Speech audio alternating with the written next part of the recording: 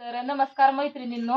तर बघा ही आमच्या गावच्या ही आहेत मुली आहेत, म्हणजे लिकी आहेत इथल्या, आणि ह्या पुण्याला राहत्या दोघी पण. आणि भरपूर आमच्या गावामधल्या मुली पुण्याला राहणाऱ्या आहेत. तर त्यांचे ब्लाऊज का नाही, आमच्या गावातले भरपूर ब्लाऊज मुली इकडंच टाकते शिवायला, कारण का गावाकडचं जे काम आहे, जे टेलर काम आहे ते एकदम व्यवस्थित असतं आणि एकदम बजेट मध्ये बसणारं असतं आणि छानपैकी काम करून भेटतं. म्हणून पूर्ण म्हणजे आता ह्या दोघीचे तर आहेतच हो का, ह्या खूप दिवसानं आलेल्या आहेत आणि इथं आल्यापासून 1-1.5 महिना झालाय ह्यांना इथल्या इथं ह्यांना टाकता येणं झाले, कारण का आता मी तिकडे राहत होते त्यावेळेस जवळच्या जवळ दिसत होते, आता लांब आले या. तर तेवढ्या लांबून असते येण्याचं एवढं कष्ट घेतलंय, कारण का मी जाऊन आणत असते ब्लाऊज.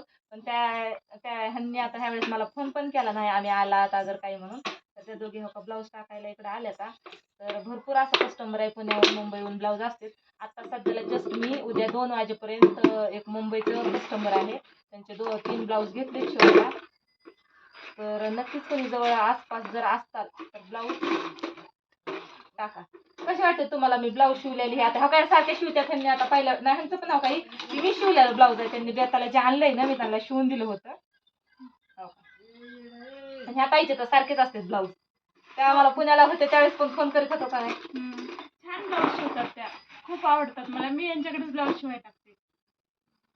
मला पण खूप आवडतात, छान शिवतात ब्लाऊज. हा मी म्हणजे 2-3 वर्ष झालं जसं मी टेलर काम करते तसे भरपूर आपल्याला म्हणजे असे कस्टमरचे ब्लाऊज मला बाहेरून शिवायला कंपल्सरी असते. तर हा काय आत्ता बसतात का ह्यांच्या तर मुलीचे का नाही, आत्ता नाही म्हणलं तरी एक 20-25 ब्लाऊज झालंय बघा. पुण्याला जाते त्यांचे बी ब्लाऊज सारखं सुरूच असतंय. साड्या पण घेऊन आली. लवकर साडी घेऊनच आल्या आता.